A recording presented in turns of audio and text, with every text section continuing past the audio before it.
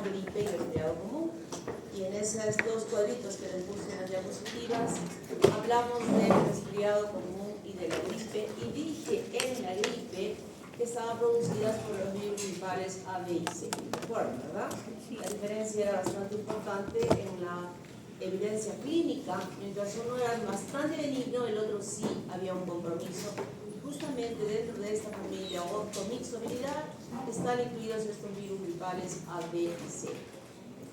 Los tipos están definidos por la nucleoproteína y existen diversos subtipos del virus gripal A, que justamente es el más importante porque está relacionado a múltiples epidemias que se han realizado a lo largo de los años. Y están definidos por las glicoproteínas que encuentran en la superficie. La estructura del virus nos muestra 8 segmentos que están totalmente independientes, todos de polaridad negativa.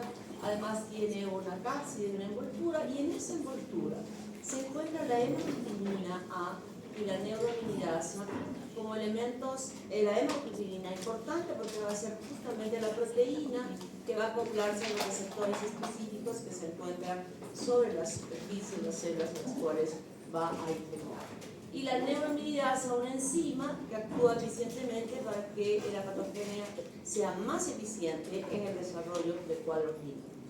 Es de forma redonda, tiene ARN polimerasa dependiente, y los hospedadores del virus gripal A son el hombre, los mamíferos, las aves domésticas, las aves salvajes, y también del virus gripal B, el hombre.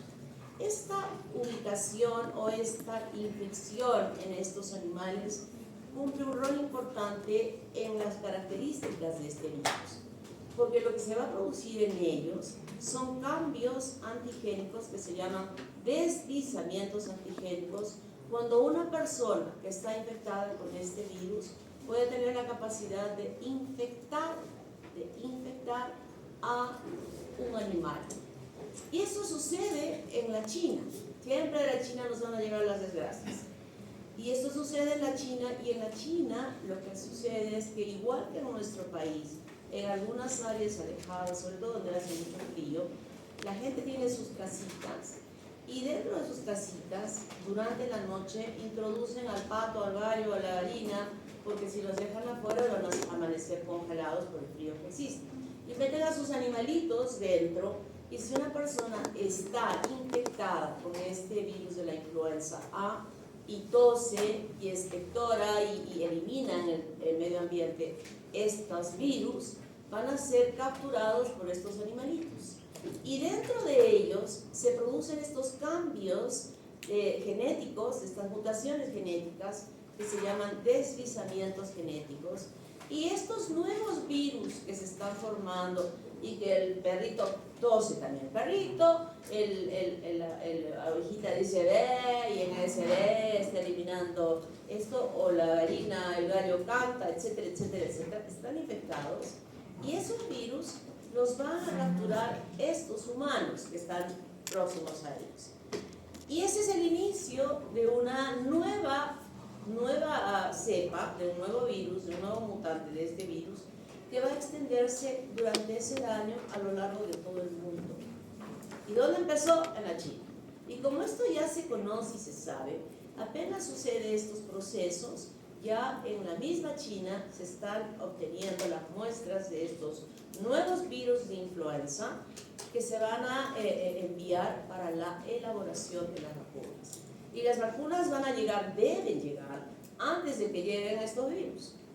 Cuando es que deben estar preparándose, deben estar elaborándose diciembre, enero las vacunas, para que luego se difundan y se envíen a todo el mundo, para que las vacunas empiecen a aplicarse en nuestro medio. Por ejemplo, que nosotros tenemos el frío en este momento, o en el invierno, deben estar aplicándose entre marzo y abril, para que cuando llegue el virus no desarrolle la infección. Esta es una vacuna que se desarrolla y que debe aplicarse anualmente. ¿Todos ustedes se han vacunado este año? ¿Quiénes? Influenza. ¿Se han enfermado? Con ese cuadro que les he explicado ya la vez pasada. No, han tenido su rinitis, su moquito, esa vacuna no protege contra eso. Esta vacuna es exclusiva para la influenza. Los que no se han vacunado, seguro que han sido esos que han estado viniendo con su mascarilla, todos así con sus ojos lagrimos, ¿verdad? Pudieron haber tenido la oportunidad de no enfermarse si se vacunaron. Claro que siempre va a haber gente, y mamás, sobre todo mamás y papás en las casas, no te vacunes, que la vacuna hace esto, hace aquello, que he leído, que he escuchado, que mi comadre, mi compadre, mi amigo me ha dicho esto, aquello, ¿verdad? Siempre va a haber, a pesar de que ya ustedes ya están estudiando medicina, siguen habiendo familiares en su entorno que siguen pensando de esto. Entonces, es la función de ustedes, convencerlos. Seguro que ni siquiera quieren vacunar, ya tienen 60, ni siquiera quieren ir a vacunarse contra la influenza, estoy segura, ¿verdad? O sea, así como a nosotros nos llevaban de la oreja a algún lado, ustedes también hablan de la oreja a sus papás y a sus mamás a llevarnos a vacunar contra este virus, que no solo es ese proceso que es tan horrible que habíamos dicho, sino que con la edad se puede complicar, agregándose infecciones bacterianas que podrían conducir al desarrollo de la neumonía. Entonces la hemaglutinina H, o sea la proteína H que es la hemaglutinina, va a permitir justamente la adherencia al ácido ciálico y luego son fagocitados. Se decapsidan, ingresan y sucede todo ese proceso que ya lo conocemos perfectamente bien en el citoplasma de la célula, y cuando estas células del tracto respiratorio son infectadas, se va a afectar a la depuración mucociliar, y eso va a facilitar que permanezcan aún más los virus ahí pegaditos y provocando incluso broncoespasmos. Y el virus tiene esta neuroamilasa que ya se encuentra incluso en la superficie del virión que se ha formado, y su función es romper los ácidos ciálicos. En ese moco que normalmente existe recubriendo todo este tracto respiratorio, ese moco puede impedir que llegue, o sea, no es que se va a pegar al moco, tiene que pegarse a la célula. Entonces rompe todo este moco para permitir que pueda la célula estar expuesta para que suceda el acoplamiento. Entonces es importante la presencia de la neuroamilasa. Ya hemos entendido qué significan los deslizamientos antigénicos, y cuando se producen estos mismos cambios que se pueden producir entre persona y persona, le llamamos cambios antigénicos. Deslizamiento es cuando es en el animal que se producen estos cambios, pero cuando es otra persona en quien se va a producir estos cambios, se llaman cambios antigénicos. Entonces el cuadro clínico creo que lo hemos aprendido bien, ¿no? Y ustedes están remontándose alguna vez que tuvieron, que amanecieron todos adoloridos, que no querían ni moverse de la cama, que se movían y les dolía todo el cuerpo, fiebre muchísima, tengo clases de microbiología pero no puedo ir a pesar que me gusta hacer microbiología. ¿No? Pero no pueden, están súper mal, su cuerpo no se los permite. Y cuando se complica, incluso puede, como dije, haber complicaciones bacterianas que se sumen. Esto fundamentalmente en personas mayores, cuando decimos bronconeumonía o neumonía. En el caso de ustedes, jóvenes, que puedan tener influenza, la complicación más frecuente es faringitis, faringoamigdalitis. Ese proceso de que, ahí está, y ustedes se salen sin mascarilla, sin nada, y adquieren la infección del estreptococo, y ya no son los 3 días que estaban así, que podían haberse quedado así, con 3 días de malestar y después recuperarse completamente, sino esa secreción blanquecina que eliminaron, luego ya no va a ser blanquecina, sino purulenta. Y cuando ya esa secreción de la expectoración que tengan, de la tos que estén presentando, y es verde o amarillo, ya no está la influenza. Quien está ahí es una bacteria que se ha agregado, ¿no? Bueno, en ustedes, faringitis, faringoamigdalitis, a veces hasta una bronquitis. Pero en el abuelito de 60 años, esto es grave, porque puede complicarse con una neumonía, así como en el otro extremo, el niño, el chiquito, que también puede complicarse con una neumonía. Sistema de inmunes bajos. Entonces, esto es un paréntesis. Todas las infecciones virales deprimen el sistema inmunológico. Bien guardadito en su guía. Todas las infecciones virales deprimen el sistema inmunológico y permiten que puedan agregarse otro tipo de infecciones bacterianas. Eso lo sabemos. Y eso es así. Por eso es que cuando estamos hablando de resfriado común o de hemos dicho mascarilla, quedarse en la camita, guardarse para que no haya una exposición y que puedan desarrollar una complicación. Y además puede producirse Guillain-Barré. ¿Qué es el Guillain-Barré? Osorio ha levantado la mano sobre todititos, Creo que estaba así Osorio. Estaba leyendo el pensamiento que iba a preguntar. Bueno, básicamente es una complicación que va a afectar principalmente al sistema nervioso periférico, donde va a haber una parálisis ascendente. O sea, primero pies, luego piernas, y lo peligroso es que puede afectar a los músculos respiratorios. Así es, ¿no? Es una inflamación. ¿Qué quieres decir? Claro, es una desmielinización que lo que genera es una debilidad, como dijo Goyer, pero algo que adicional es que muchas veces se relaciona con el Campylobacter jejuni, que es también una condición. No es el único microorganismo que puede desarrollar Guillain-Barré. Pueden haber otros virus, así como también bacterias que pueden ocasionar Guillain-Barré. En realidad ocasionar, como que sí le va a ser. No, es una particularidad que en este tipo de infecciones pueden, no todos los que tienen. ¿Ustedes que han tenido alguno ha tenido Guillain-Barré? Ninguno.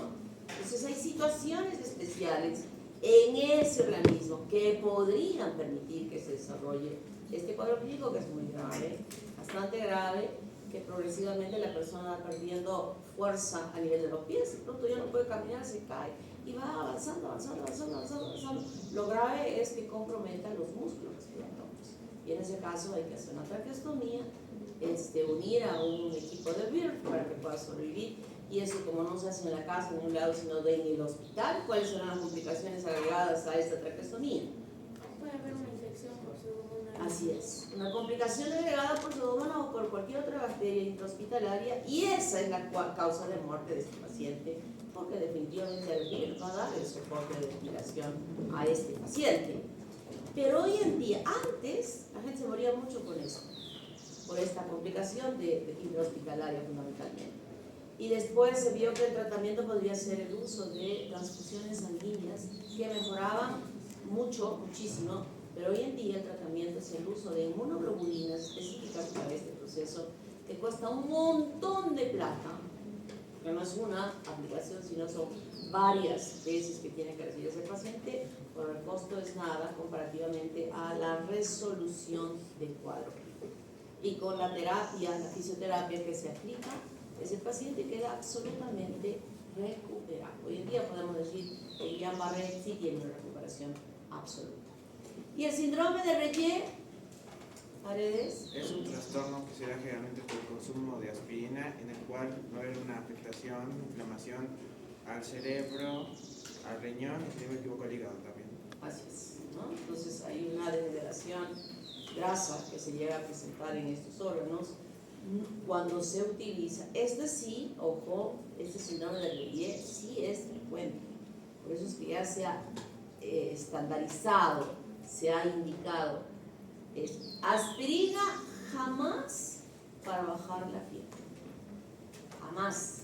En otras palabras, aspirina jamás cuando esté usándose concomitantemente a un proceso infeccioso. Aspirina sí, ¿para qué? Chise. Para los señores mayores que tienen, como anticoagulante. Como anticoagulante. Los abuelitos toman aspirina. ¿Cuál es el efecto colateral de la aspirina? Efecto colateral de la aspirina.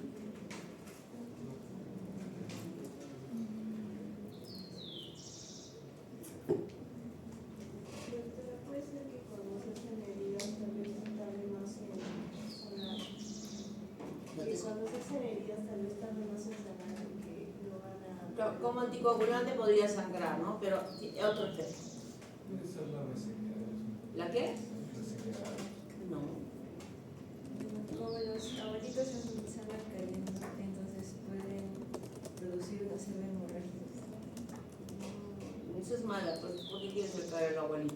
El común, o sea, ¿por qué? ¿Qué tiene? Es importante que lo sepa. gastritis. Gastritis. Ese es el efecto colateral de la gastritis. Por eso es que en Estados Unidos que deben tomar aspirina para evitar la coagulación y que no tengan accidentes cerebrovasculares. Abuelitos venden aspirina con un cubrimiento especial de protección para el estómago y no les produzca gastritis. Aquí no hay. Todos los que tomamos aspirina nos destruye el estómago. Puede producir hemorragia digestiva, incluso erosiva y sangrante. Entonces ya sabemos, ¿verdad? Sobre estos dos, ojalá que no se olviden cuando le pregunten, como en el examen que anda el domingo, le digo, ¿por qué? Es que ha sido un examen medio atípico. ¿Y por qué ha sido atípico? Porque nos han puesto unos casos clínicos. Caso clínico es caso clínico. ¿Qué les han puesto?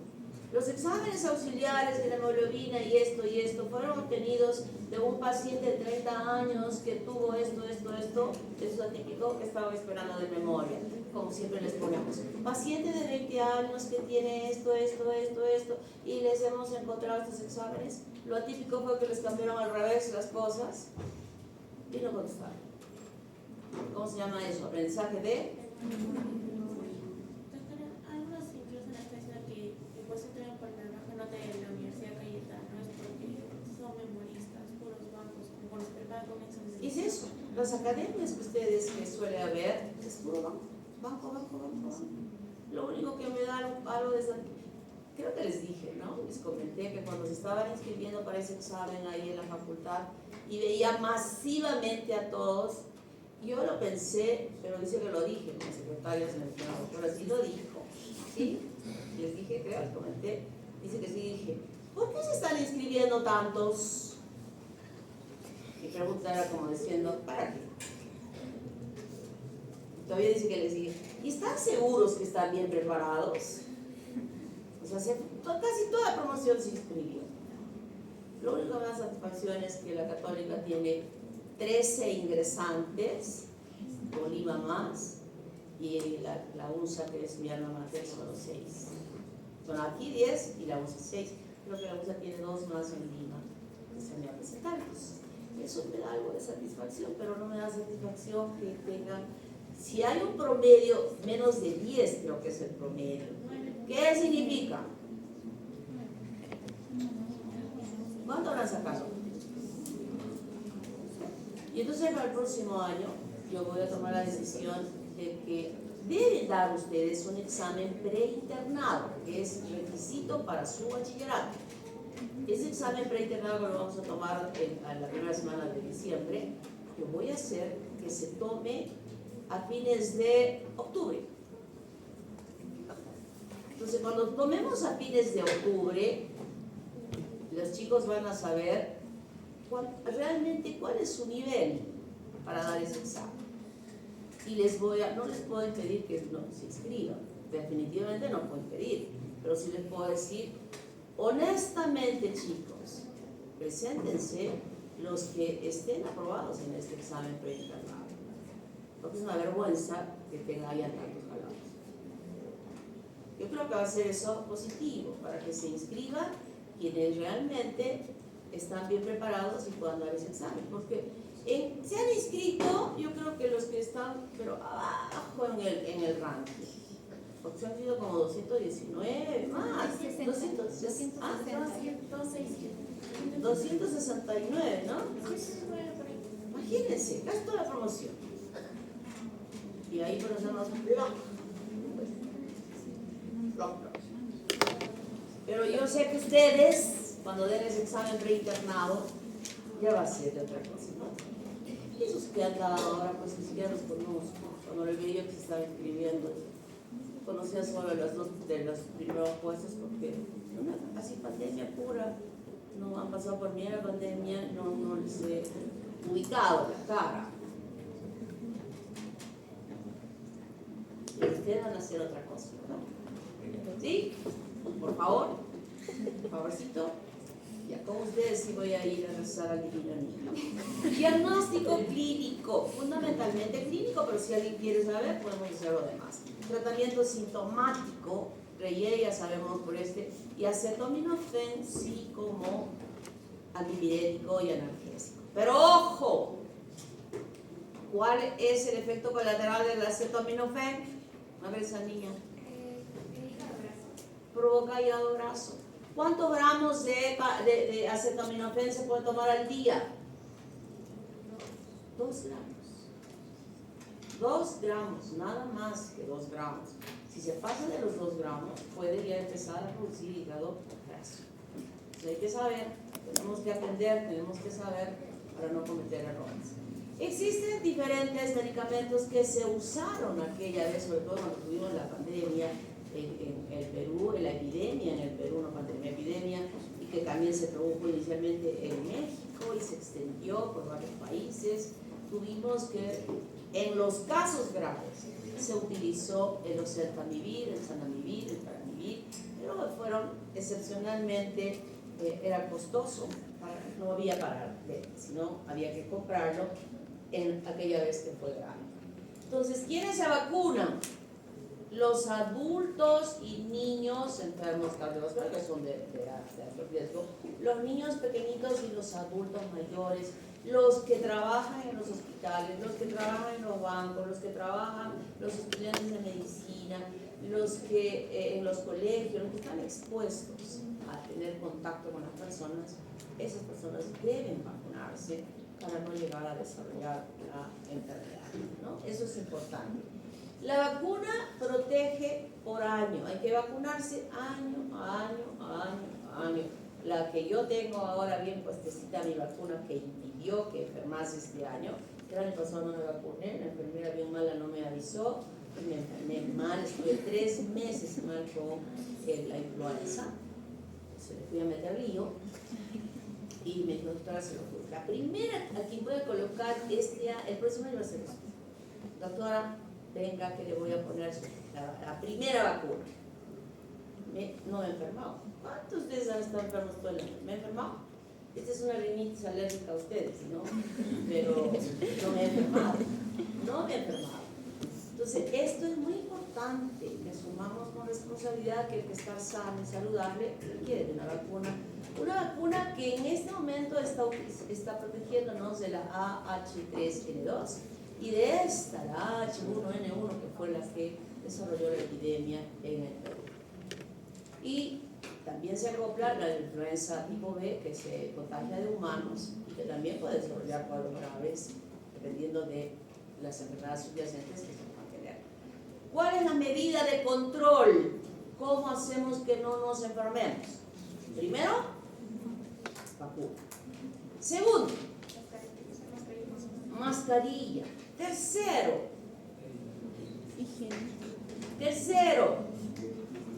lavarse las manos. De esa epidemia que tuvimos, se instauró que en todos los restaurantes, en todititos los restaurantes, se instalase en la puerta un lavadero para lavarse las manos con el jabón. Los restaurantes chic que tenemos acá los han quitado, pero se mantiene aún en aquellos restaurantes o las picanterías, a veces un poco alejadas, donde todavía existen estos lavatorios para lavarnos las manos, ¿no? Que fue buenísimo. En esta pandemia dijeron, ay, no, nada de lavados. ¿No? Yo suelo ver el laboratorio, me da flojera lavarme y hago así. Estoy lavándome con alcohol, que me da flojera lavar. Pero tenemos que lavarnos. ¿Alguna pregunta? ¿Está clarísimo? Lo que más importa que esté clarísimo son las medidas de prevención. Y que ustedes obliguen a sus papás a que vayan a vacunarse. Ahora ya no creo, ¿no? Sería para el próximo año. Paramyxoviridae. Aquí tenemos dos subfamilias, subfamilia Paramyxoviridae y Pneumoviridae. Géneros: Paramyxovirus, Morbillivirus y Rubulavirus. Y como especies está aquí el virus de la parainfluenza, el Paramyxovirus, el del sarampión, el Morbillivirus, y el virus de la parainfluenza humana, el Rubulavirus. Además que hay subtipos: virus parainfluenza 1 y 3, el virus del moquillo canino, que hacemos del distemper en los perritos, está producido por este virus, Y en el caso del rubulavirus, como tipos está el virus de la parainfluenza 2, 4A y 4B, además del virus de la parvovirus. Y en la subfamilia Pneumoviridae, dentro del género Pneumovirus, como especies, está el virus sincicial respiratorio o virus respiratorio sincicial, así se llama. Además, otros que no nos importa porque infectan a los otros animales, pero este sí nos importa, el virus sincicial respiratorio. Las características son que están formadas por ARN de polaridad negativa, tiene una simetría helicoidal y en su envoltura lipídica están las espículas de las glicoproteínas que se van a adherir. Y estas glicoproteínas nos van a permitir visualizar 4 géneros que poseen unas glicoproteínas de fusión y de fijación. Pero estas varían en su actividad de hemaglutinina neuroaminidasa, como habíamos visto en el anterior. El virión esférico grande tiene su enzima polimerasa ARN dependiente, que va a permitir la replicación del genoma que está siendo expuesto en el citoplasma después de la decarcilación. Y se forman dentro del citoplasma y salen a través de la membrana celular. Su genoma es estable. Es decir, sí. En este caso, con referencia de lo que es la influencia, no va a haber cierta variabilidad, por lo cual al vacunarse, la respuesta inmune del paciente, en este caso, va a resistir durante los años. Exactamente. Cuando es el virus o el genoma no se modifica, ahí estamos felices. ¿Por qué? Porque ahí solamente es una vacuna para toda la vida con refuerzos que se deben dar también, ¿no? Pero y es una protección para toda la vida. Eso es muy importante. Esta es la imagen estructural del virus, ARN, aquí está la polimerasa, que ya sabemos para qué sirve. Hay estas espículas que van a permitir hemaglutinina neuroaminidasa, pero no funciona específicamente como en el otro caso. Y además habrá la proteína F de fijación, muy importante, que también va a permitir que el virus pueda adherirse a diferentes tipos de receptores que se encuentran en diferentes células. No es una sola célula la que se infecta y por ende ya podemos estar pensando que no solo será un cuadro clínico el que se presente por estas subfamilias o por los diferentes géneros o por las diferentes especies que estén presentes en él. Entonces, la subfamilia Paramyxoviridae como género es el paramyxovirus y habíamos dicho que como especie está el parainfluenza 1 y 3. En la patogenia, escuchen esto, voy a explicar bien, entiéndanme bien y recuerden.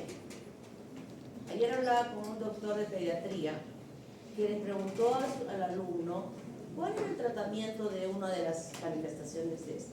Y eran 3 chicos ahí, 2 chicas y 3 chicos, se agacharon. Y él, ¿en serio? ¿No te contestaban? Y él les había enseñado también. Y entonces pero si yo ya les he dado los primeros pininos en microbiología y tú les has reforzado, ¿tú les has hablado de esto alguna vez? Obvio, en microbiología les hablo de esto. Y todavía les hago la simulación, que ahorita les voy a hacer la simulación de uno de los cuadros. No te confío.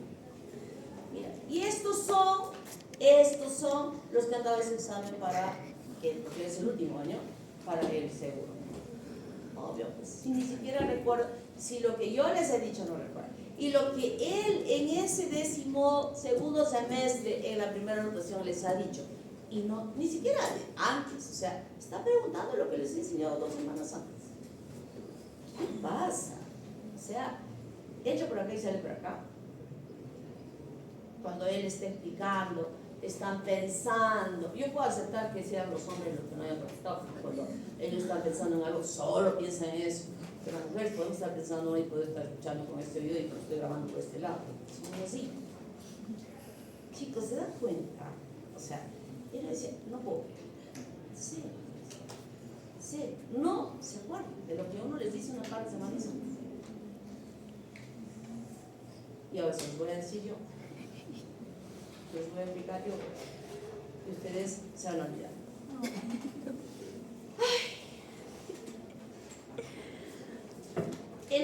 neutropenia, este virus que está infectando a una persona, que elimina estas partículas virales, van a ingresar por vía respiratoria y se van a ubicar justamente en el epitelio de revestimiento de la vía respiratoria a nivel de las mucosas, estimulando la formación de la inmunoglobulina A fundamentalmente, pero se suma la M y la G si es que ya se ha desarrollado el cuadro clínico perfectamente.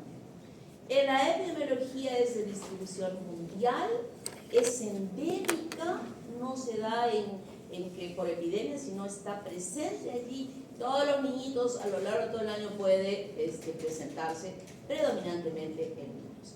Y el cuadro clínico es un catarrito. Ya conocemos lo que significa un catarrito.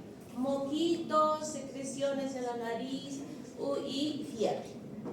Pero lo grave de esto es esto. Produce croup. ¿Y qué es el croup? Teóricamente me lo van a decir, es esto, lo otro y aquello. Ya lo sé. Y el croup es un cuadro que cuando el niño está con estos moquitos, su mamá lo apuesta en la cama, tiene 1 año, 2 meses, echadito en su camita. Y las mamás, cuando nuestros hijos son así tan pequeñitos, y también cuando son viajes, hasta que no están bien echados en su cama, uno está con el oreja parado y el ojo abierto, está con un ojo abierto y las 2 orejas abiertas, está durmiendo, supuestamente, no dormimos. Y de pronto escucha esto. Siempre que hago esto me atoro. ¿Estás escuchando? Ahora me pueden decir qué es eso, a qué se debe esto. ¿Alguien me quería decir? A ver, niña. Es por, inflamación de la laringe y estrecha de las vías respiratorias. Inflamación de la laringe y... Estrecha de las vías respiratorias y no permite. Y esa inflamación de la laringe se traduce en edema. Edema que cierra la laringe. Y entonces el aire no puede pasar. Y es una situación de evolución así, rápida, brusca. Y entonces la mamá, ¿qué hace? Se para de un salto, le dice a su esposo, saca el carro, llama un taxi, envuelven al bebé o a la niña y violentamente al hospital. Y en el hospital el interno de medicina, de pediatría, de aquellos tiempos, porque ustedes son de las 6 horas, ya no se juegan, no pueden ser. En aquellos tiempos estábamos así, después se habían atendido hasta las 12 a todos los niñitos, con la cabeza así apoyada sobre el hombro, sobre el escritorio, y de pronto sentimos que un carro para ahí en emergencia, y hacemos esto. Que sea para cirugía, para medicina, que no sea para mí, para pediatría. Y la puerta se abre, yo no sé, porque siempre se chancaban las puertas cada vez que llegaba un carro. Y él se abre la puerta y escucho esto. Y es un ruido, un estridor que en el silencio de la noche se siente pero fuerte. Paradito. Rápido. Paradito.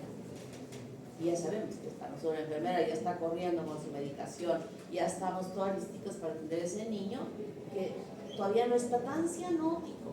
Si no está tan cianótico, podemos clavarle un corticoide en la nalga, le clavamos el corticoide y luego vamos a hacer una preparación de adrenalina con suero fisiológico para que nebulizar con eso, para que desinflame la laringe. Eso es lo que hacemos. Doctor, una pregunta. Me parece que ese grupo se parece a la epiglotitis causada por hemófilos. ¿Habría una forma de diferenciarlo? Un poco difícil clínicamente. Edad puede ser, pero en este caso el estridor es más fuerte, más intenso, ya con la frecuencia y el conocimiento podemos hacer la diferencia, ¿no? Pero igual en ambos casos lo que nos va a ayudar es colocar el corticoide para que pueda desinflamar. Y entonces tenemos este caso que es grave, muy grave, el niño se está muriendo. Si evoluciona más rápido y no hemos atendido, puede hacer que el niño pueda tener hasta un paro por la falta de oxígeno, ¿no? Para influenza 3 también puede producir bronquiolitis. ¿Cuál es la histología del bronquiolo?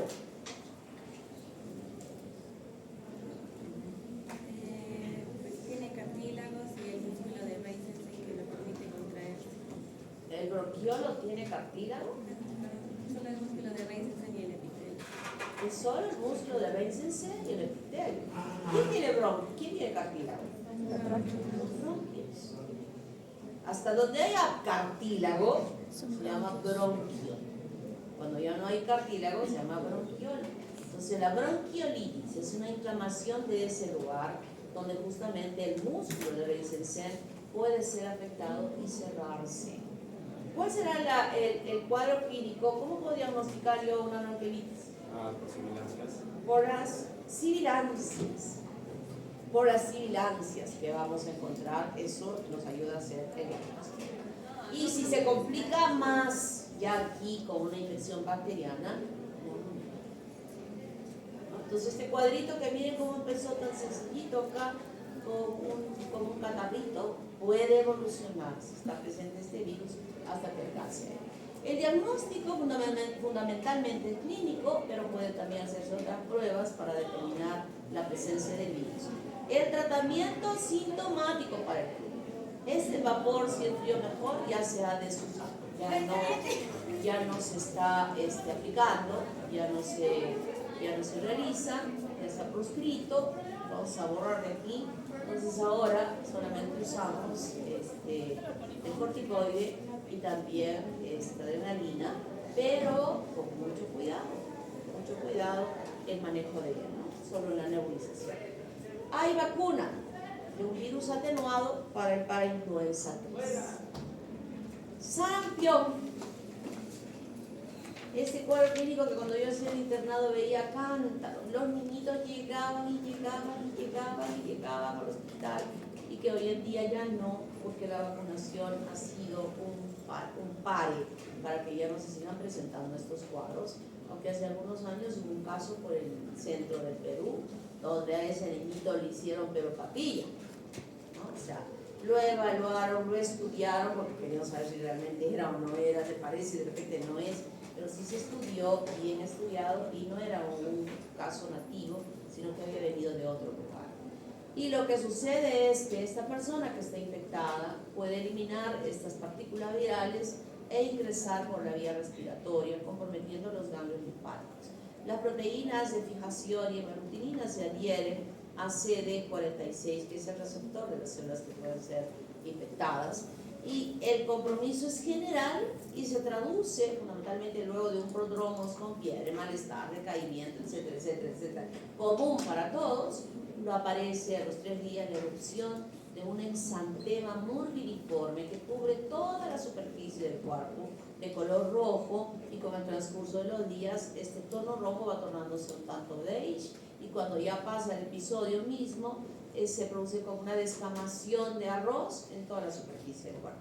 Pero además, esto que estoy diciendo por acá, como que he dicho en varios casos, ¿no? Me parece mucho. Entonces, ¿qué hay de diferente? Esto, el enantema, que se llama las manchas de Koplik, que se forma como esta lesión, mira, como una pequeña ampollita chiquitita, o sea, como que se ha lesionado la mucosa a ese nivel, en el carrillo interno a la altura de la segunda molar del maxilar superior, ambos lados. Aquí es que aparece. Entonces nosotros tenemos esto, tenemos que visualizar bien esta cavidad oral, que ya el diagnóstico es clínicamente apoyado por el hallazgo de esta lesión enantioma. Pueden haber complicaciones. El tratamiento para esto es de soporte, de sostén, y en algunas situaciones que no, a pesar de que ya supuestamente las lesiones superficiales de la piel han desaparecido, pueden haber complicaciones como encefalitis aguda, encefalitis sarampiónica subaguda, panencefalitis esclerosante subaguda en un tiempo, no inmediatamente, incluso en un tiempo posterior a haberse desarrollado esta infección. Lo que sí puede, y lo que se veía en aquel tiempo cuando teníamos masivamente, no solamente venían los niños pequeños, también venían jóvenes como ustedes. Y en los jóvenes, como hemos estado viendo ya incluso con otros virus, las manifestaciones son un poco más agresivas. En ello la complicación, los niñitos con esto les dábamos de algo, ¿no? Con toda la medicación, la recomendación, etc. Pero si nos llegaba un chico de 18 o 20 años con el cuadro clínico, automáticamente lo hospitalizábamos porque podría complicarse con una neumonía y teníamos que prevenir ese hecho intrahospitalariamente. O sea, los chicos se daba un poco más, diríamos, de mayor gravedad. En la epidemiología, más en el invierno y primavera, en la fase prodrómica, en esa que el fiebre, malestar, era donde más se contagiaba, y nosotros podíamos ver esta imagen en todo el cuerpecito del niño, ¿no? Este exantema morbidiforme que ocupaba todo el cuerpo, e incluso las conjuntivas se veían inyectadas, rojitas, y luego en el proceso de la piel también las conjuntivas también rojitas se tornaban medias marroncitas, beige, oscuras, como que la conjuntiva blanquita estuviera sucia. Y luego se descamaba todo eso y quedaba la piel totalmente normal. El diagnóstico clínico podía hacerse, y existen todas estas pruebas. Por ejemplo, ese caso que apareció después de muchos años, se hizo pues todas las pruebas habidas y por haber. Y lo más triste es que nosotros sabemos que en algunos países del primer mundo son antivacunas, y en Estados Unidos, que supuestamente es el top de la medicina, han aparecido muchos casos de niños con sarampión, porque los papás no querían que se vacunen. O sea, en vez de avanzar, están retrocediendo. Hay teorías, ustedes escuchan, ¿no? Los antivacunas es una corriente muy grande pues, perfecto, que no se vacunen. Entonces, que vivan una burbuja de cristal. Profesor independiente, escuela, universidad, o sea, un ser totalmente antisocial porque no puede mantenerse en comunidad. Tratamiento sintomático, ¿no? Para la fiebre, para el dolor, etcétera, etcétera, etcétera. Toda terapia sintomática, y en la profilaxis esta vacuna que incluye virus atenuados. ¿Con quién está yendo esta vacuna? ¿Itusa? Sarampión, rubiola y parotelitis. En el esquema de vacunación, y nos estamos protegiendo contra esta y contra esta. Rubulavirus, que produce la parotiditis.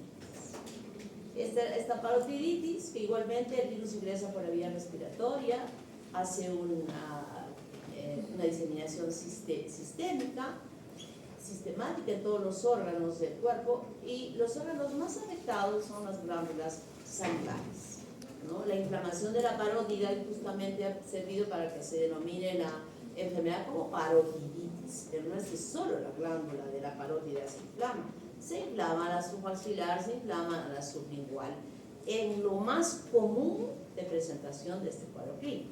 Pero pueden haber complicaciones donde no solamente se inflamen estas glándulas, sino también el páncreas, produce una pancreatitis. La pancreatitis es una inflamación gravísima cuando se llega a dar. O inflamar el testículo, ¿cómo se llama? Orquitis. Y cuando se inflamaba el ovario, oforitis. La oforitis, la pancreatitis, si es que se trata bien en el soporte de sostén cuando se da, puede quedar perfecto. Lo que sí no va a quedar perfecto sería la colitis, que se va a traducir en esterilidad. Eso lo hemos estudiado en embriología. ¿Se acuerdan? Como causa de esterilidad del varón, hemos dicho, causante, la parotiditis. Entonces ese es el temor que se da cuando se produce esta infección, es el temor que pueda producir una infección a nivel de los testículos, ¿no? En la orquitis, epididimitis. Y luego que se inflama, este joven, o sea, tiene todo el malestar y todo lo demás, se inflama todo esto así, está todo cachetón, no puede masticar,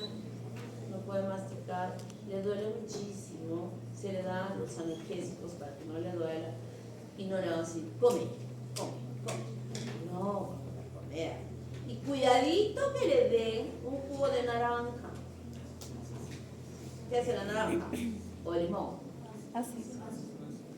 Cuando ustedes comen su mandarinita, de pronto no han sentido como que ha salido un chisguete de agüita. el limón, el ácido, estimula a que el músculo que está rodeando a los acinos glandulares, ¿han visto esos musculitos en histología?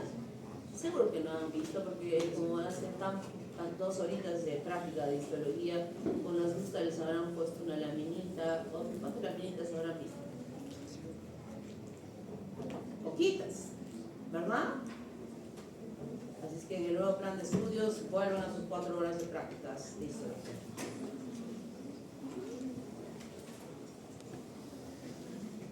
Van a tener sus 4 horas. Y entonces cuando está el ácido en la boca, ese musculito que envuelve al acino hace esto. Y exprime. Ustedes cuando toman algo ácido, nunca han sentido como que sale una duchita de su boca. Bueno, hasta ahora no se habían dado cuenta, pero como el médico observa todo, van a empezar a observar. Imagínense uno que tiene todo inflamado, le damos un jugo de limón, un jugo de naranja. ¿Qué va a pasar con esa persona? Se va a morir de dolor. Su glándula está inflamada y todavía cada asino va a hacer esto. Entonces tengan mucho cuidado en que si diagnosticamos esto, no darles nada de este tipo de ácidos porque van a estimular mayor dolor. ¿Qué le vamos a dar? A mi hija le dio, estuvo feliz porque solo le daba helado, helado, helado y helado. Tiene vergüenza. Ya había bajado, mamá, sí me duele. Es que me duele, ya no tienes nada. No, solo dame helado. Otro día le licuó el estofado y vomitó. No te voy a volver a dar estofado. También mismo me dio asco cuando licué la carne. Porque como no pueden mascar, hay que darles licuado, ¿no? Pero era horrible, dije, helado, helado. Se sienten felices los pobres niños cuando tenían esto que ya ahora no lo tienen. Su familia Pneumoviridae, género Pneumovirus, especies virus sincicial respiratorio. Ingresa también por la vía respiratoria, por la nariz, por la faringe, y lo que produce en este caso es generalmente ya un proceso a nivel respiratorio bajo que llega a los pulmones produciendo bronquiolitis y neumonía. Este es grave.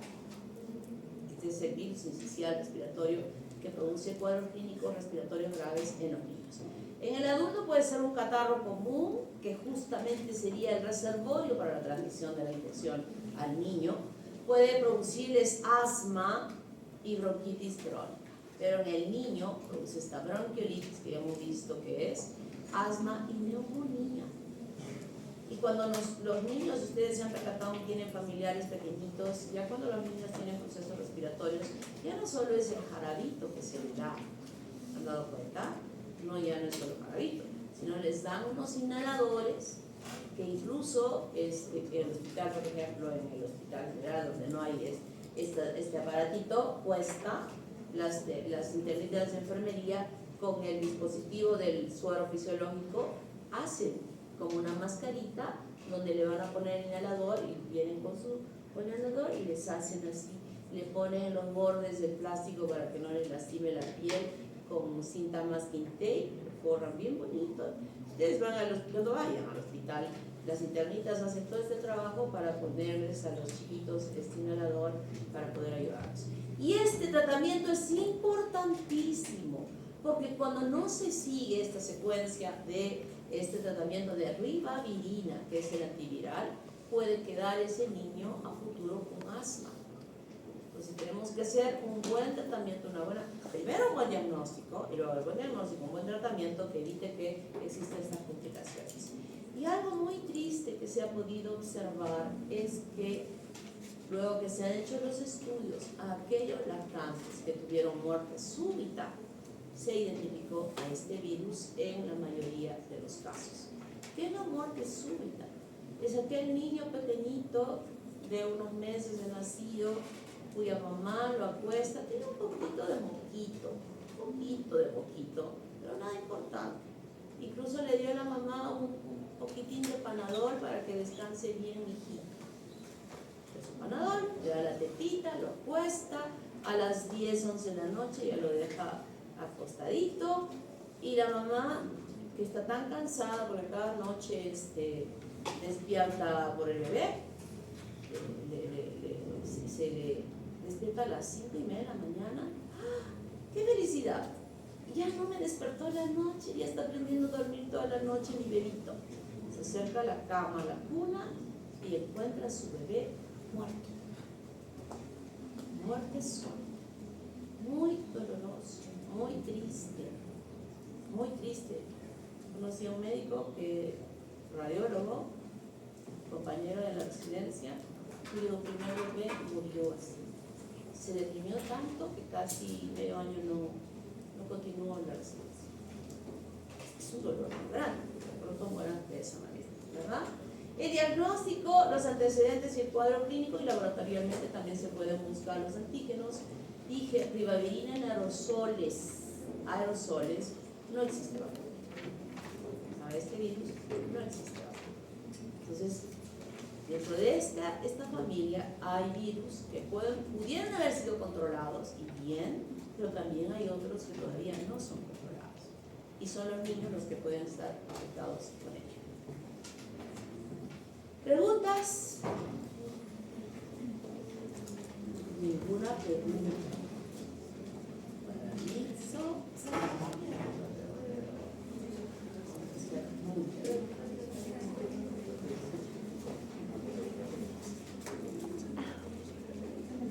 Bungia viridae es una familia que incluye a varios géneros: bungiavirus, nairovirus, flevovirus, hantavirus, tospovirus. De todos ellos nos interesa el hantavirus porque es un virus que puede desarrollar infecciones en el área de Sudamérica. Los otros están por el África, por Asia, o sea que no nos importa muchísimo. Y en sus características es un virión esférico que tiene 3 segmentos de ARN, L, M y S. El L es responsable de la síntesis de la polimerasa dependiente. El M de las espículas que se ubican en la superficie del virión luego que se ha formado, y el S es la proteína de la nucleocasa. Estas son las características que tiene este virión y se replican, igual que cualquier virus ARN monocatenario, en el citoplasma de la célula. Entonces, en la patogenia existen en realidad varios vectores. Uno de ellos es el Aedes thysaliacus, que en el lugar donde se ha producido la inoculación del virus, se va a producir una primera replicación fundamentalmente en el endotelio de los vasos, en el lugar donde se ha producido el ingreso del virus. Luego de esta primera multiplicación van a ser fagocitados y llevados por los macrófagos y los monocitos a todos los órganos del res, donde en estos lugares ya se produce una multiplicación masiva, produciéndose una viremia secundaria, y a partir de él llegar al cerebro, al hígado y a las células endoteliales, ya no solo del lugar donde había producido el ingreso, sino en general de todas las células, de las células endoteliales de todo el organismo. Son cuadros que en la patogenia, por esta descripción que yo ya voy haciendo, son cuadros muy graves. En la primera replicación puede actuar el interferón tratando de controlar, y la sintomatología prodrómica, podríamos decir, es igual a un proceso de influenza. ¿Qué características comunes tienen ellos? Se encuentran en reservorios pequeños: roedores, conejos salvajes, ardillas, primates, mono perezoso, ardilla voladora, erizos, caballos, aves, roedores, ovejas, ganado bovino. Animales salvajes y algunos animales domésticos que pueden estar muy próximos a las casas donde vive la gente. Como vectores, Aedes thysaliacus, dípteros del género Culicoides paraensis, garrapatas. Para el género Yalamaca tic, Haemophilus marginatum, mosca de arena y otros hematófagos. O sea, hay muchos vectores, porque hemos visto la lista de cuántos de ellos están incluidos en esta familia. Y como enfermedades que se producen, todas son febriles, hay compromiso neurológico, compromiso respiratorio y compromiso hemorrágico y renal. Entonces, dentro de los géneros hantavirus, el roedor se comporta como un vector. Y el roedor se comporta como un vector cuando sus excretas, ya sean heces o sea orina, son depositadas sobre las superficies a los cuales puede estar expuesta las personas en aquellas áreas fundamentalmente de la selva. Nunca vamos a tener un hantavirus en Lima, a no ser que haya viajado, ¿no? Donde se han podido describir casos, como vamos a ver ahora, son de la selva, en nuestra selva peruana, que hasta hace algunos años habíamos descrito solo un caso, otro caso, pero progresivamente van habiendo más casos. Entonces miren todas las ubicaciones de todos ellos. Y el que nos importa a nosotros es este virus, que es el río Mamore, que produce el síndrome pulmonar por hantavirus. El reservorio es este animalito Oligorosimus microtis, y se encuentran en Bolivia y en Perú, y son los que han podido ocasionar en nuestro medio infecciones. Además está el Zoul, que produce la fiebre hemorrágica con síndrome renal, y aquí el reservorio Ratus norvegicus, y está en todo el mundo. Estos fueron los dos virus, hantavirus, que han sido identificados en cuadros clínicos que se han presentado en personas del Perú, en la selva. Entonces aquí está el ratoncito colilargo, tiene la cola muy larga, y la transmisión se produce cuando se inhala aerosoles que están contaminados con orina, saliva o materia fecal de estos roedores que ingresan a las casas en la selva. Ustedes saben que en la selva, sobre todo en los caseríos, las casas no son como las que tenemos aquí, como estas.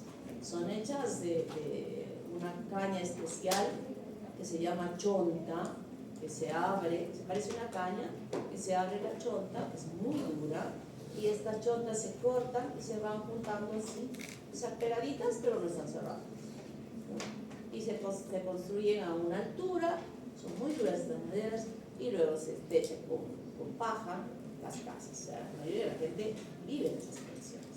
Y obviamente hay huecos, porque no es que se embarre con barro estas paredes, que de hecho no van a servir para nada el barro, como ya les he dicho que en la selva llueve. O sea, una sola llovida y se voló todo el barro que habían pintado la casa. Por eso es que tratan de hacer con esta madera que es muy dura, para que puedan tolerar todo esto, soportar esas lluvias y esos vientos que se dan en la selva. Y por ahí se metió el ratoncito.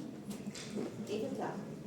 Y se subió sobre el maíz, y se subió sobre la comidita, y se subió sobre los platos, y se metió en el ambiente de la casa, caminó por las sábanas, la cama, etcétera, etcétera. Y la sola inhalación de estas orinas y excretas pueden estar permitiendo la infección a través de la vía inhalatoria. O por contacto directo, con secreciones excretas a través de la vía conjuntival, o por mordeduras si uno se expone a ellos, ¿no? Estos roedores contaminan el ambiente en otoño y en primavera. Entonces, el síndrome pulmonar por hantavirus, luego que se ha producido la infección, hay un tiempo de incubación dependiendo de la cantidad del inóculo de 5 a 45 días. Pasado este tiempo, la persona en la etapa prodrómica, que puede durar hasta una semana, tiene fiebre, dolores musculares, escalofríos, náuseas, vómitos, cefalea, diarreas y tos progresiva. Recuerden que es un hantavirus con un síndrome pulmonar, que es lo que se está expresando en este caso. Y luego el periodo de estado evoluciona por complicaciones cardiorrespiratorias gravísimas, con edema pulmonar. Y el edema pulmonar, cuando sucede esto, ¿qué es edema pulmonar?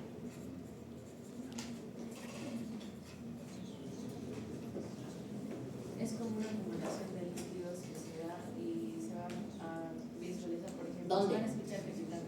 ¿Dónde? En los En los bronquios. bronquios. En los el intersticio. En los Es una exudación. ¿Recuerdan la histología del pulmón? ¿Cómo se llama esta celulitis? Neumocitos, ¿no? Neumocitos. Por fuera del neumocito, ¿qué cosa hay? ¿Qué líquido? ¿Qué hay? Este es mi alveolo. ¿Y qué hay acá? Capilares. ¿Qué conducen los capilares? Sangre. Y acá al frente del capilar, ¿qué hay otro Otro alveolo. ¿Se dan cuenta? 2 horas de prácticas de histología no valieron, ¿no? Alveolo, capilar, alveolo, alveolo, capilar, alveolo. Y cuando hablamos de edema pulmonar, es la extravasación del contenido del capilar hacia la luz del alveolo. Y entonces la persona infectada que va a tener un esputo sanguinolento. Y va a tener, obviamente, dificultad respiratoria grave porque sus alveolos están siendo ocupados por este contenido y no está habiendo una buena hipnosis. Y el edema pulmonar es algo muy grave que lleva a una insuficiencia respiratoria y muerte. Se presenta el síndrome de fuga vascular pulmonar con hipoxia, shock cardiovascular y edema pulmonar. Viene la etapa de la convalescencia y hay mejoría. Cuando los anticuerpos que se están elaborando frente a la presencia del virus presente, aquí no hemos puesto un tratamiento antiviral ni nada, pero reacciona positivamente y va destruyendo los virus y los mecanismos de daño que han habido revierten y hay mejoría. La fiebre hemorrágica con síndrome renal, esto es grave, ¿no? Aquí ya no solamente está comprometido el problema en la parte respiratoria, sino además hay manifestaciones hemorrágicas y hematuria. Esa hematuria está traduciendo que aquí hay un daño renal. Se van a formar inmunocomplejos circulantes que van a ser depositados a nivel de la membrana basal del riñón, además de las lesiones tubulares que se puedan presentar. Y el daño hepático que también se está dando, ya sabemos que cuando el hígado se daña, los factores de la coagulación ya no son sintetizados y estos van a traducirse en hemorragias. Este daño renal lleva a la insuficiencia renal aguda, va a provocar que haya un edema retroperitoneal, una falla hepática, shock cardiovascular y muerte. Puede haber convalescencia excepcional. O sea, este cuadro es mucho más grave que el anterior, donde la posibilidad de supervivencia ya no es tan sencilla. Y nosotros, a pesar de que hay más en estos países, nosotros también lo tenemos. He podido encontrar solo hasta el 2020 de reportes incompletos, pero probablemente todavía sigue habiendo más casos. Antes solo tenía este caso, por años solo aparecía en las informaciones este caso, pero ya hasta aquí hay 6 casos. Edad 29, 33, 18, varones y mujeres, más mujeres que varones, solo un varón. Distrito de residencia: Iquitos, Puchana, Indiana, Mazán, San Juan Bautista, son lugares de caseríos de Iquitos. Ocupación: guía de turismo, profesor, agricultor, ama de casa, enfermera, ama de casa. La forma clínica: síndrome pulmonar, fiebre hemorrágica con síndrome renal, síndrome pulmonar, aquí no se ha podido describir cuál era. El desenlace: fallecida, este salió de alta, fallecido y dado de alta. O sea, pudo haber, cuando hay síndrome pulmonar puede haber una recuperación. Los métodos de diagnóstico: los sueros fueron enviados a Lima, porque obviamente no se hicieron en Iquitos, para confirmar quién era, y en la secuenciación genética estaba Seúl,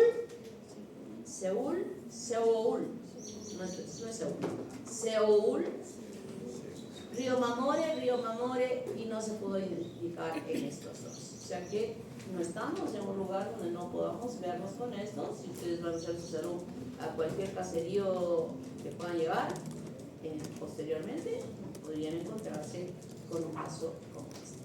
El diagnóstico de laboratorio, en laboratorios súper especializados para hacer las pruebas más específicas, directas, pero el ELISA ayuda muchísimo buscando los anticuerpos para identificarlos y que estemos pensando que sean ellos. No existe tratamiento antiviral y lo que va a ayudar son las medidas de apoyo, de soporte, de sostén frente a las manifestaciones de la sintomatología que se esté presentando progresivamente a lo largo de la infección. La prevención, ventilar las casas, usar guantes, eliminar los roedores, bueno, como hemos visto, más se produce en la selva. Todas estas medidas podrán ser aplicadas fácilmente, muy difícil, entonces es un riesgo muy grande el que uno pueda infectarse con esta enfermedad cuando vive en estos lugares o viaja a estos lugares, como es el pobrecito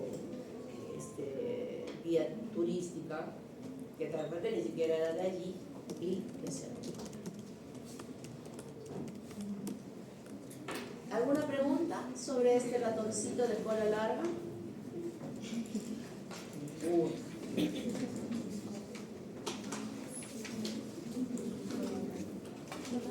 Vamos a hablar sobre dos virus que no tienen en su libro y que sí tenemos en el Perú. ¿No? ¿Así que no hay en su libro?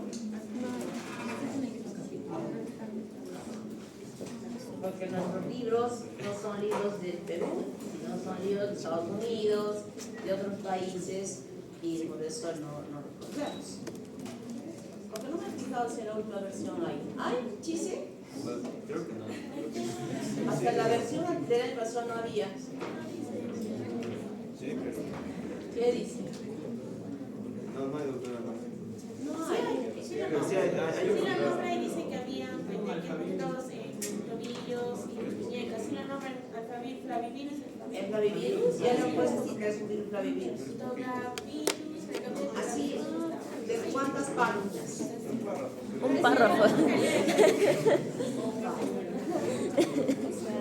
O sea, nada. Les ha dado vergüenza no poner en el libro a estos títulos que escriben este libro.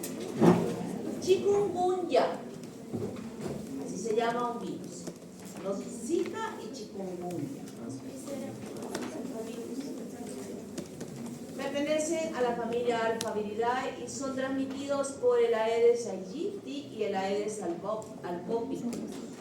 El reservorio principal son los humanos cuando se producen los periodos epidémicos. Y en los interepidémicos hay diversos vertebrados que han sido implicados, como por ejemplo primates, no humanos, roedores, aves y algunos mamíferos pequeños. Eso es lo que se ha podido investigar respecto a la presencia del chikungunya. Y entonces nosotros tenemos dos periodos de incubación, uno extrínseco y uno intrínseco del virus del chikungunya. Primero tenemos un humano que está enfermo, que está desarrollando el cuadro clínico. Y de este humano enfermo, el mosquito obtiene sangre, o sea, se infecta. El mosquito no infectado se infecta con la sangre de este humano que está desarrollando la infección. Entonces aquí hay un periodo de incubación extrínseco, muy importante para el episodio de desarrollo de este virus.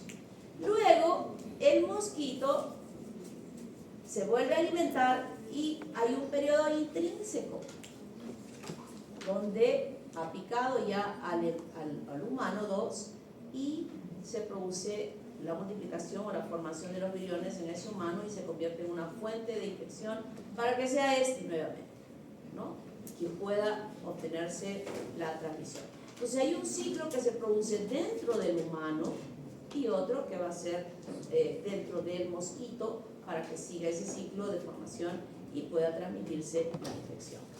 Los periodos de incubación, los mosquitos adquieren el virus a partir de un huésped virémico, como había mencionado, ¿no?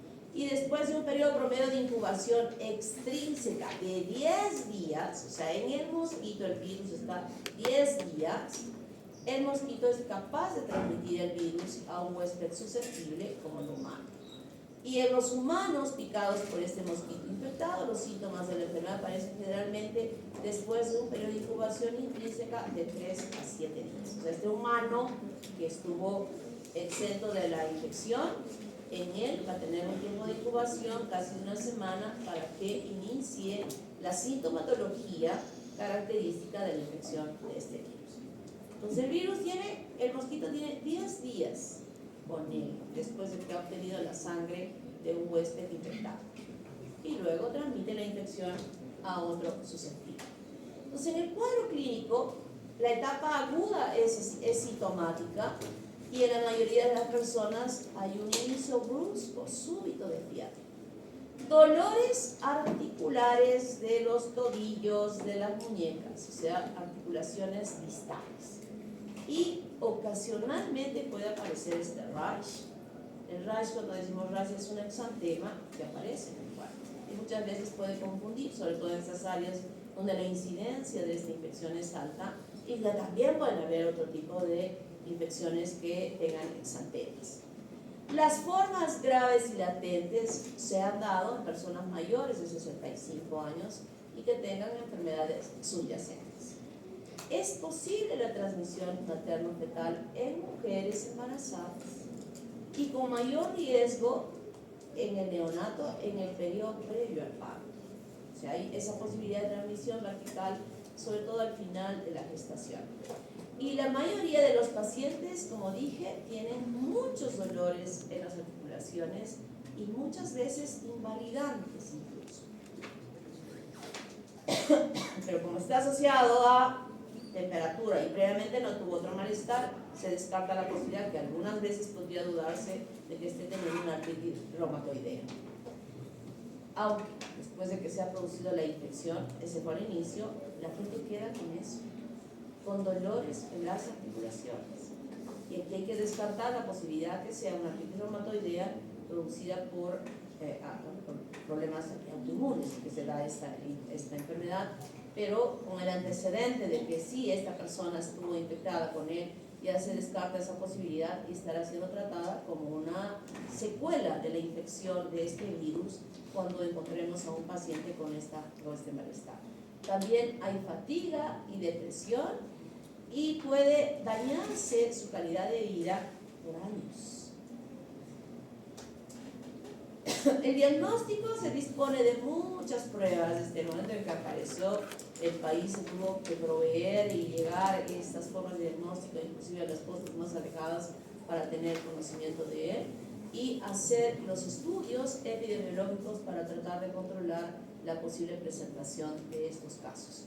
Los laboratorios han tenido un rol muy importante en el diagnóstico y también se detuvo, en Lima se capacitó a muchos laboratoristas que trabajaban en el norte, sobre todo donde se produjo mayor incidencia de él, que estuvieran capacitados para poder hacer las pruebas necesarias para el diagnóstico de este virus. El manejo antipiréticos, analgésicos, generalmente de soporte, ¿no? Todo era de soporte, la protección de los que estaban infectados con mosquiteros para que no fueran picados, no fueran fuente de infección para estos mosquitos, y sobre todo la importancia era de poder evitar que estos mosquitos se pudieran seguir reproduciendo. Igual que cuando hablábamos del dengue, este era otro virus que tiene algunos parecidos, pero que teníamos que tener muchísimo cuidado, se tenía que tener mucho cuidado de que no estuvieran los mosquitos reinfectados o infectándose y que pudieran transmitir la infección. Esta es una información hasta este año, donde podemos ver que empezamos en el 2020. En el 2021 se elevaron hasta 412 casos, pero en el 2022 fue terrible. O sea, simultáneamente teníamos COVID y teníamos en las áreas donde se tuvo, como habíamos visto, ¿no? Ha ido descendiendo progresivamente, ha ido bajando. En el 2025 no hay ni un solo caso hasta la semana 1, o sea, de enero del 2025 no hay ningún caso reportado. Nos podríamos decir que el 24 fueron 79 casos que sí hubieron. ¿Y dónde es que hay? Tumbes, San Martín, Piura, Amazonas, Pasco, Madre de Dios, donde se presentó la mayor incidencia. Piura, yo no sé qué camote le tienen a Piura los mosquitos, porque el dengue más, también fue más, pero progresivamente fueron ya disminuyendo en estas zonas, pero se sigue manteniendo en las zonas que están próximas al microbioma. Zika, el virus del Zika, también es flavivirus, pertenece al género flavivirus. El mosquito es el Aedes, habitualmente pican durante el día, sobre todo al amanecer y al atardecer y al anochecer. No se conoce un reservorio. Se presume que el reservorio solo sea el humano, pero no es como en otro caso que he estudiado que hay varios animalitos que pudieran ser reservorios. El cuadro clínico se parece mucho, un poquito al chikungunya, pero en este caso son un poquito más leves y pueden durar pocos días. El periodo de incubación dura hasta una semana, de unos días a una semana. ¿Y qué hay aquí? Miren, como les decía, se parece un poco. Hay fiebre, también hay exantema y también hay dolores en las articulaciones y se suman las conjuntivitis, los ojos rojos. Y también pueden haber mialgias y cefalea. O sea, se parece mucho. Pero acá sí hay algo importante, que las mujeres gestantes desarrollan síntomas como fiebre, rayos, dolores de articulaciones u ojos, y sobre todo existe el riesgo de que pueda afectar a ese producto si es que la mujer está embarazada. Aquí sí tiene efectos de teratógenos en el desarrollo del producto. Las posibles complicaciones neurológicas y autoinmunitarias, también puede producir síndrome de Guillain-Barré, que ya lo hemos explicado, y los niños pueden nacer con microcefalia y aparición de malformaciones congénitas y trastornos neurológicos. En el otro caso del chikungunya, sí puede infectar al niño, pero no se ha observado casos de que en esos niños hayan presentado malformaciones congénitas. Pero con el Zika sí. Con el Zika sí se reportaron muchísimos casos de mujeres que habían estado embarazadas y que se infectaron con el virus, que tuvieron este problema. Diagnóstico clínico, los síntomas, como dije, son similares al dengue y al chikungunya en la fase prodrómica sobre todo, y pueden propagarse incluso por estos mismos mosquitos, ¿no? Hay que consultar al paciente si estuvo en un área endémica para que en el diagnóstico nosotros podamos asumir que estamos frente a una infección. Se hacen las pruebas en sangre, en orina, buscando las inmunoglobulinas que ya se tienen en los laboratorios. No existe vacuna ni medicamentos para tratar. Para chikungunya tampoco hay vacunas. O sea, para ninguno de los dos se ha elaborado vacunas que puedan prevenir la infección. Felizmente que ya estamos de caída, ¿no? Ya está, los estudios epidemiológicos nos están mostrando que ya no se mantiene un nivel alto que nosotros habíamos visto con mucha preocupación hace 2 años, hace 3 años frente a él. Síntomas: reposo, analgésicos, antipiréticos, líquidos, solo de soporte, de sostén frente al cuadro. Lo que sí nos preocupa enormemente es que si esa mujer está gestando, ya vamos a tener la posibilidad, la evidencia al nacimiento de que pueda tener alguna malformación. Se debe eliminar las fuentes que permitan la multiplicación, exactamente igual a como yo mencioné respecto al dengue, ¿no? Cerrados los pozos, los cementerios con arena húmeda, flores de papel, ¿no? Y a los que estén infectados hay que ponerlos con su mosquitero bien cerrado para que no puedan ser picados y transmitir la infección.